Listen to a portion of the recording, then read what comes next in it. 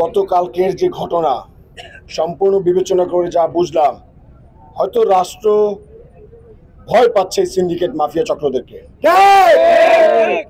রাষ্ট্র বা স্বাস্থ্য উপদেষ্টা আসলে কি মাফিয়া চক্রকে ভয় পাচ্ছে, এটা আমাদের জানার বিষয়।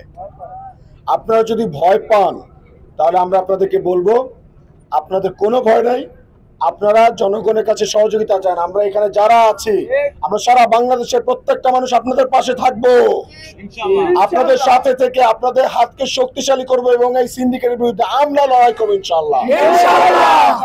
আপনারা স্টেপ নেন। আমরা বলছি, স্বাস্থ্য উপদেষ্টাকে বিনয়ের সাথে বলছি যে ভয় পাওয়ার কোনো কারণ নেই, আমরা সবাই এক।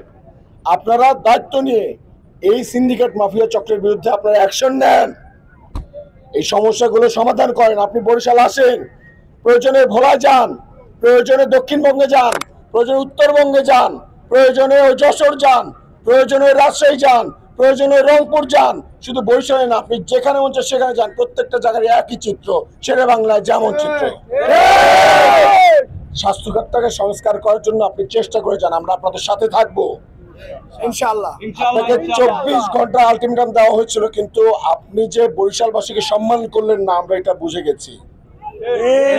আমরা বরিশালবাসী, তারপর আপনাকে বলছি, বিনয়ের সাথেই বলছি, আপনি অতি দ্রুত সিদ্ধান্ত নিয়ে এই সমস্যার সমাধান করেন। আমাদের 3 দফা দাবি বাস্তবায়নের আশ্বাস দেন, পরিকল্পনা জানান, আমরা কিভাবে এই সমস্যা থেকে পরিত্রাণ পেতে পারি আমাদেরকে বলেন।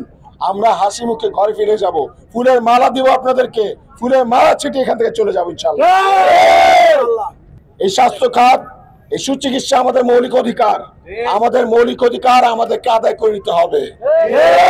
আমাদের বাবার জন্য আমাদেরকে আদায় করে নিতে হবে, মায়ের জন্য আমাদেরকে এটা আদায় করে নিতে হবে, আমাদের ভবিষ্যৎ প্রজন্মের জন্য আমাদেরকে আদায় করে নিতে হবে। আমাদের ভবিষ্যৎ প্রজন্মের জন্য আমাদেরকে দোষারোপ করতে না পারে যে আমার পূর্ববর্তী প্রজন্ম আমাদের জন্য কিচ্ছু করে নাই।